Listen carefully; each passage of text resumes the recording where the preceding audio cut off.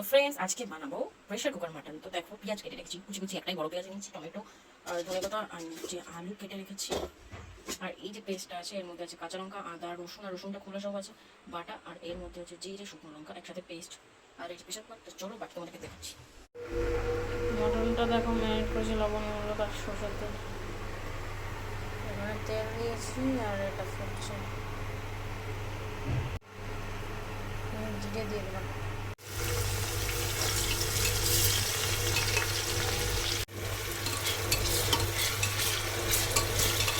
পেঁয়াজটাকে লাল করে ভেজে নিতে হবে। তো আমি মশলাটা ছেড়ে দিয়েছি, যে মশলাটা বানিয়েছিলাম সেটাকে আমি কষাবো। এবার আমি টমেটো দিয়ে দিয়েছি, সামান্য একটু জল দিয়ে দিয়েছি। এবার মাংসটা দিয়ে দিয়েছি এর মধ্যে। এখন আমি থেকে জল দিয়ে নিই, বাটান থেকে জল বেরিয়েছে দেখো, জলই কষাচ্ছে না। আমার তেল বেরোবে তারপরে একটু জল দেবো। জলটা ঢেলে দিচ্ছি, এখন ধনেপাতা ছিটিয়ে দিচ্ছি আর ওপর থেকে দিয়েছি মিট মশলা। এটাকে সিটি মারবো এবার, তো 3 থেকে 4টে মারবো, তো দেখছিলাম।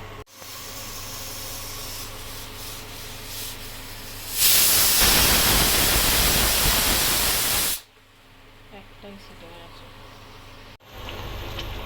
তো দেখো আমি প্রেশার কুকার থেকে এটাকে বাইরে করে দিয়েছি, যে কালারটাই যেরকম আছে। একটু ফুটিয়ে নিচ্ছি, বাকি সব হয়ে গেছে আমার রেডি।